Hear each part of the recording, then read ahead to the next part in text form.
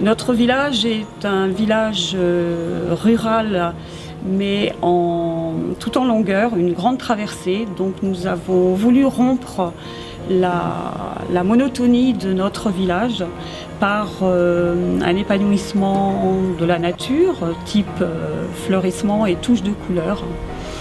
Donc nous avons travaillé avec notre équipe technique depuis le début de notre mandat.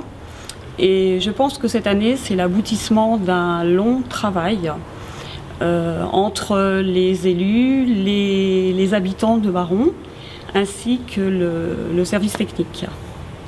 Au vu de la bonne réalisation et de l'engouement des élus, des services techniques ainsi que des habitants, et les encouragements, nous avons souhaité participer au concours des villages fleuris et nous espérons que ce fleurissement de cette année sera l'aboutissement à la participation à ce concours et à l'obtention d'une fleur. Ça, c'est un objectif que nous étions fixés en début de mandat et nous espérons vraiment le réaliser. Le village est fleuri sur 2 km à l'aide de 50 et 30 suspensions et jardinières.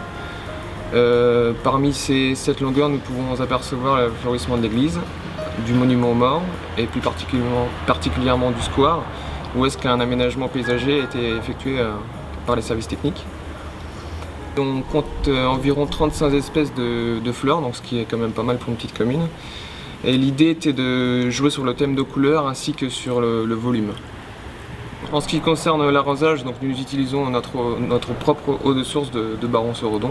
Donc c'est quand même un coût moindre pour l'arrosage, quoi. Et nous essayons aussi de traiter le moins possible tout en faisant du désherbage manuel.